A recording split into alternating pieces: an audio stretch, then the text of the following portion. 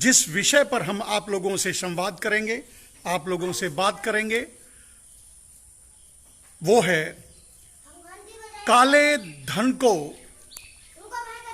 मुद्दा बना करके चुनाव जीतने वाले और प्रधानमंत्री बनने वाले नरेंद्र दामोदर दास मोदी काले धन पर एकदम खामोश क्यों हो गए? क्या सबसे अधिक भारत में काला धन नरेंद्र मोदी के पास है?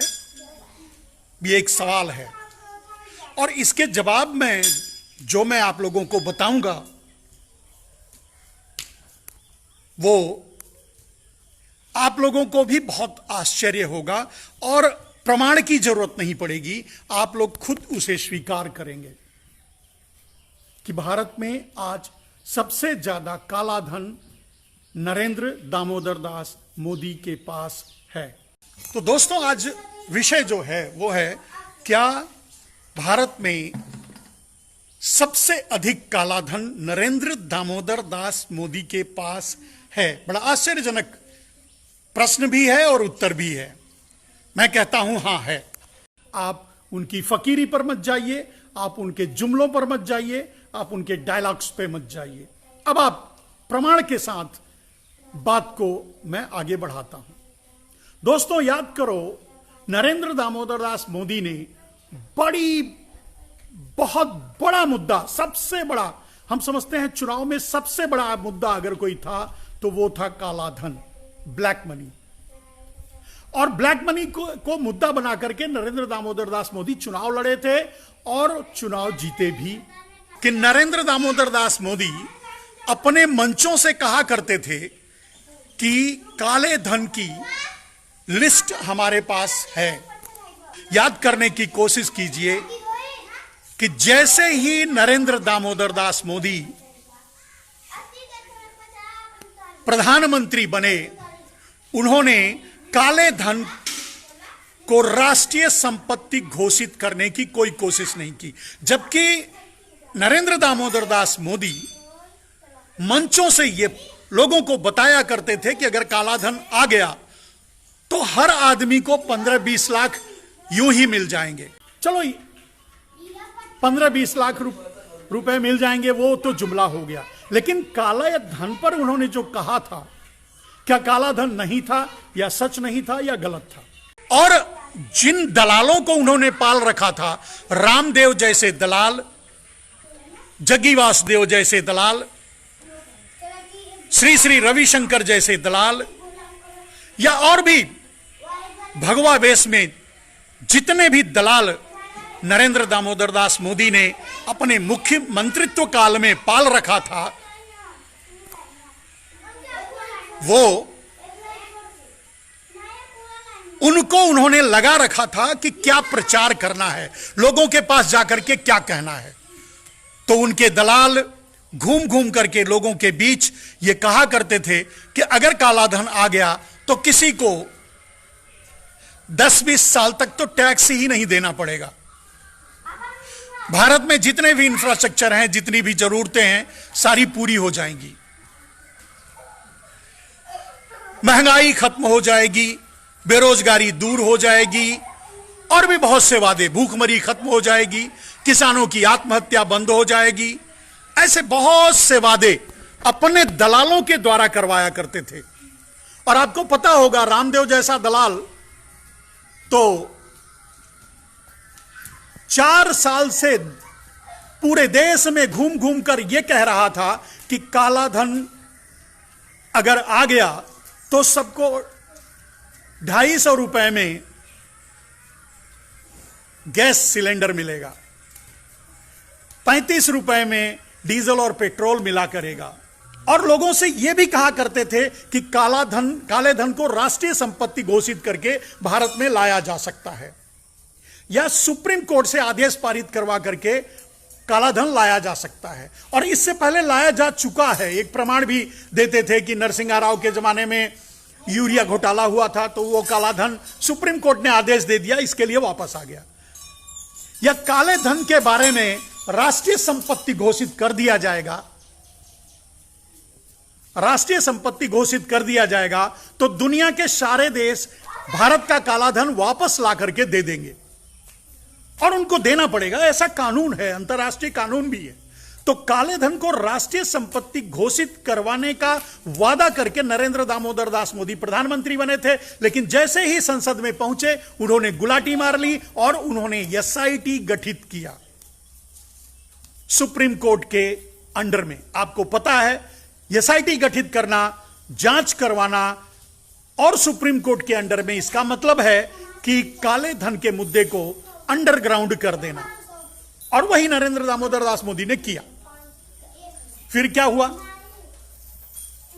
दोस्तों, सुप्रीम कोर्ट में जब बात आगे बढ़ी तो सुप्रीम कोर्ट ने भी कहा और स्विस बैंक ने भी कहा, जिन बैंकों में भारतीय चोरों का, भारतीय डकैतों का रुपया जमा था, उनका नाम भेजा और यह कहा कि आप सार्वजनिक कर दीजिए। और सुप्रीम कोर्ट ने भी आदेश दे दिया कि आप उन चोरों का नाम, काले धन वालों का नाम, जिनके पास काला धन है, उनका नाम सार्वजनिक कर दीजिए। लेकिन नरेंद्र दामोदर दास मोदी ने पहले स्टेप पे उन्होंने क्या किया, 3 नाम घोषित भी कर दिया।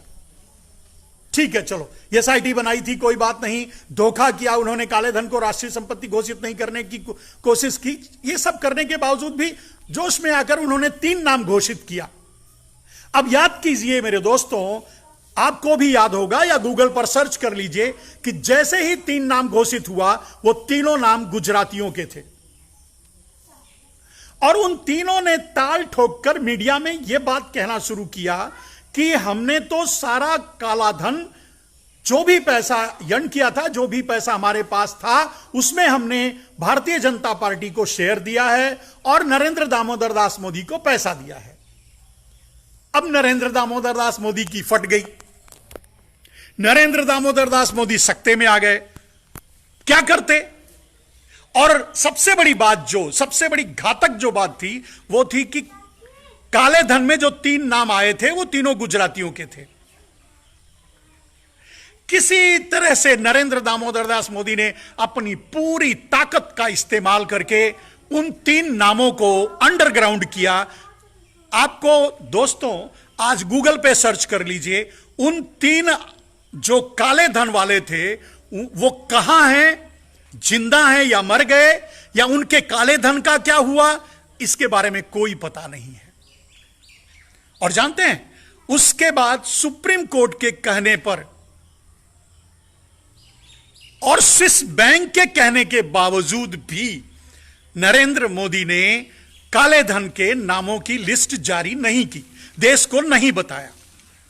अब सवाल उठता है, आखिर नरेंद्र दामोदर दास मोदी ने ऐसा क्यों किया, काले धन वालों का नाम क्यों नहीं बताया और नाम बताने से डर क्यों गए? यह बहुत बड़ा सवाल है और इसी सवाल में छुपा है कि नरेंद्र दामोदर दास मोदी डरे क्यों। आपको जानकर आश्चर्य होगा मेरे दोस्तों कि काले धन की लिस्ट में जितना भी नाम था, जितने भी नाम थे, 90% गुजरातियों के नाम थे। अब बताइए नरेंद्र दामोदर दास मोदी कैसे सार्वजनिक करते, सोच कर देखिए। और अगर सार्वजनिक कर देते तो क्या 2019 का चुनाव जीत पाते? अगर सार्वजनिक कर देते और वो सारे काले ब्लैक मनी होल्डर्स गुजराती अगर ये आरोप लगाते कि हमने तो नरेंद्र मोदी को पैसा दिया है, हमने बीजेपी को पैसा दिया है, तो नरेंद्र मोदी प्रधानमंत्री तो क्या जेल में होते? ना तो प्रधानमंत्री रह पाते और जेल में होते। तो इसलिए उन्होंने काले धन की लिस्ट जारी नहीं की। और जबकि उन्होंने ही वादा किया था कि हम काले धन की लिस्ट जारी करेंगे, काले धन को जेल पहुंचाएंगे, काले धन वालों को सजा देंगे। दोस्तों फिर क्या हुआ? तो काले धन पर अब वो स्नेक मोड में चले गए। स्नेक मोड का मतलब समझते हैं? कुंडली मारकर बैठ जाओ, जिसको जो बोलना है बोलने दो और उसका कोई जवाब मत दो। आपने देखा होगा कि यह मुद्दा बहुत लोगों ने उठाया, उछाला, सवाल किया, पूछा, मीडिया ने पूछा कि काले धन का क्या हुआ, लेकिन नरेंद्र मोदी को सांप सूंघ गया। और अगर आप ध्यान से देखेंगे तो उनके जो दलाल लगे हुए थे, उनके दो दलाल काम कर रहे थे, रामदेव, रविशंकर, उनको भी सांप सूंघ गया। काले धन के बारे में बात करना एकदम से बंद कर दिया, काले धन पर चर्चा करना ही बंद कर दिया, काले धन का विषय ही खत्म कर दिया। और जानते हो क्यों? क्योंकि नरेंद्र दामोदर दास मोदी ने एक ह्यूज फंड रविशंकर को भी दिया और रामदेव को भी दिया। और यही नहीं, आपको जानकर आश्चर्य होगा, मैंने एक बात आज कही कि क्या भारत में सबसे ज्यादा काला धन नरेंद्र दामोदर दास मोदी के पास है? तो हां। अब आपको जानकर आश्चर्य होगा कि पतंजलि का 20,000 करोड़ का पूरा एम्पायर नरेंद्र दामोदर दास की बेनामी संपत्ति है। यानी पतंजलि के असली मालिक मोदी हैं। रामदेव तो स्टेट एजेंट हैं, रामदेव तो बस ब्रोकर हैं, रामदेव तो उस फंड को, जो ब्लैक मनी था, उसको हैंडल कर, जब नरेंद्र दामोदर दास मोदी मुख्यमंत्री थे, जब गुजरात के चप्पे चप्पे को विदेशियों के हाथों बेच रहे थे, तो जो भी कमीशन मिल रहा था वो रविशंकर के पास आ रहा था, रामदेव के पास आ रहा था, या ऐसे भगवा दलालों के पास जा रहा था, जो बाद में इनके लिए चुनाव प्रचार करते, इनको प्रधानमंत्री बनाने की कोशिश करते, वगैरह वगैरह। तो सिर्फ यही नहीं कि रामदेव की जो पूरा अंपायर है वो नरेंद्र मोदी का है बेनामी संपत्ति, बल्कि रविशंकर का जो है, बल्कि आशाराम का जो है, आज जेल में है, और उसी संपत्ति के झगड़े में ही नरेंद्र मोदी ने ही आशाराम को जेल भिजवाया था। उस साजिश में अकेले नरेंद्र मोदी ही शामिल थे। अब आप सोच के बताइए कि अडानी की लगभग सारी संपत्ति मोदी की बेनामी संपत्ति है, अंबानी का बहुत बड़ा हिस्सा मोदी की बेनामी संपत्ति है, श्री श्री रविशंकर, रामदेव और ऐसे भगवा दलाल बहुत से जो ट्रस्टों के माध्यम से देश को बरगला करके एक मोटिवेशन देते हैं और मोदी की तरफ मोड़े, मोदी का प्रचार किए, मोदी के जुमलों को लोगों तक पहुंचाए। हम जैसे लोग भी उसमें फंस करके रामदेव जैसे दलालों के साथ मिलकर के नरेंद्र मोदी के लिए काम किया।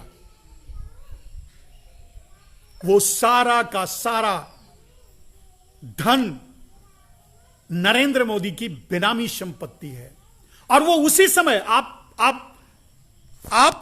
देख लीजिए, आप रिकॉर्ड को चेक कर लीजिए, या मैं चैलेंज करता हूं नरेंद्र दामोदर दास मोदी, इसकी जांच करवा लें। नरेंद्र दामोदर दास मोदी जब मुख्यमंत्री बने तभी इन धन कुबेरों का प्रादुर्भाव हुआ था, तभी रामदेव लाइमलाइट में आए थे, तभी आशाराम लाइमलाइट में आए थे, तभी मुरारी बापू लाइमलाइट में आए थे, तभी श्री श्री रविशंकर लाइमलाइट में आए थे और इनके पास धन दुनिया भर के आए थे।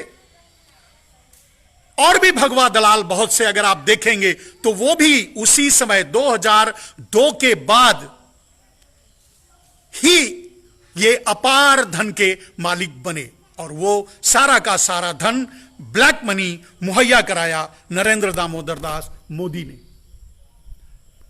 और वो पैसा नरेंद्र दामोदर दास मोदी के पास आया, भारत की संपत्ति,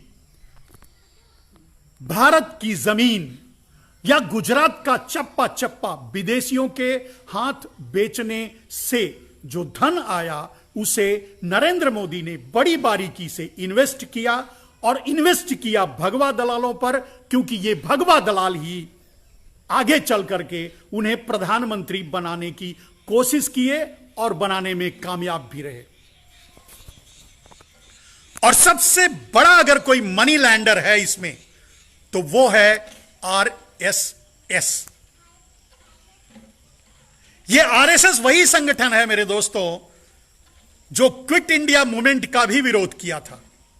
ये आरएसएस वही संगठन है, ये आरएसएस देशद्रोहियों का वही संगठन है जो आजादी ही नहीं चाहता था। तो दोस्तों अब यहां बात क्लियर हो गई कि नरेंद्र दामोदर दास मोदी ही आज भारत के सबसे बड़े ब्लैक मनी होल्डर हैं और इसीलिए अभी बात खत्म नहीं हुई, इसीलिए उन्होंने काले धन पर कोई कार्रवाई नहीं की। और नहीं क्यों की? उनके पास जो था काला धन उसको छोड़ करके जो ब्लैक मनी 400 लाख करोड़ विदेशों में जमा था उसमें नरेंद्र दामोदर दास मोदी ने 50-50 किया, आधा आधा बंटवाया। अब वो आप सोचिए, आपको भी याद आ जाएगा कि नरेंद्र दामोदर दास मोदी ने मेहुल चौकसी, नीरव मोदी जैसे बहुत से ब्रोकरों को माइग्रेट करके यूके, कनाडा, यूएस सब जगह बसाया। आपको पता चला होगा, आप सोचते होंगे कि मेहुल चौकसी भाग गया, विजय माल्या भाग गया, नीरव मोदी कोई भागा नहीं। सबको नरेंद्र मोदी ने एडजस्ट करके वहां बसाया। ऐसे कई हजार गुजरातियों को माइग्रेट करके नरेंद्र मोदी ने भारत से बाहर भेजा और उन्हीं के अकाउंट्स में ट्रांसफर किया जो 400 लाख करोड़ विदेशों में था, और अब उसका उपयोग कर रहे हैं अपने आप को प्रधानमंत्री बनाए रखने के लिए, और भी भारतीय जनता पार्टी के चंद में आ रहे पैसे को चंदे के रूप में लाने के लिए, या फिर और भी दलालों को खड़ा करने के लिए कि वो आजीवन के लिए राष्ट्रपति या प्रधानमंत्री या राष्ट्राध्यक्ष देश का बन जाएं। तो दुनिया का, भारत का ही नहीं, दुनिया का सबसे बड़ा black money holder Narendra Damodar Das Modi है। It's my challenge. और इस चैलेंज के साथ की जांच करवा लें, आपको जानकर आश्चर्य होगा कि 90% ब्लैक मनी गुजरातियों के पास है। आज अभी इसी वक्त की बात कर रहा हूं। 90% अगर ब्लैक मनी गुजरातियों के पास है तो नरेंद्र मोदी कार्यवाही कैसे करते, नाम पब्लिक कैसे करते? पहला 3 नाम तो उनका ही था। उन्होंने नाम पब्लिक करने से, पब्लिश करने से, लोगों के सामने लाने से इनकार क्यों किया? क्योंकि अगर नाम जाहिर कर देते तो क्या एक चोर के भाई को आप वोट देते? ऑन रिकॉर्ड 90% ब्लैक मनी आज गुजरातियों के पास है। 90% बैंकों का लोन गुजरातियों ने ले रखा है।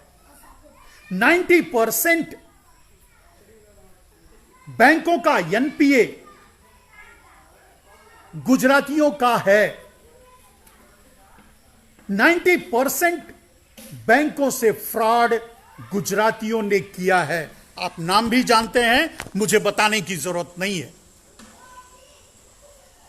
और आज अगर देखेंगे तो 85% भारत के संसाधनों पर, कोयला हुआ, बिजली हुई, खनिज हुआ, सारे संसाधनों पर 85% कब्जा मात्र गुजरातियों का है।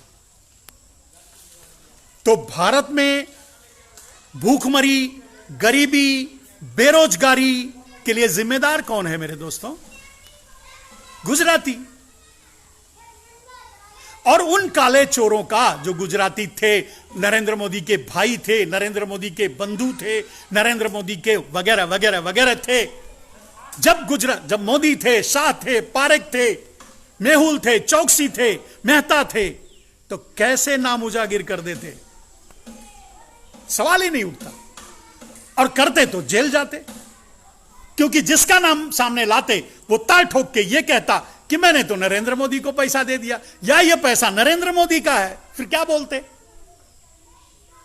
प्रधानमंत्री की कुर्सी पर नहीं, जेल में बैठे होते नरेंद्र दामोदर दास मोदी, अगर वो काले धन की लिस्ट पर काम किए होते तो।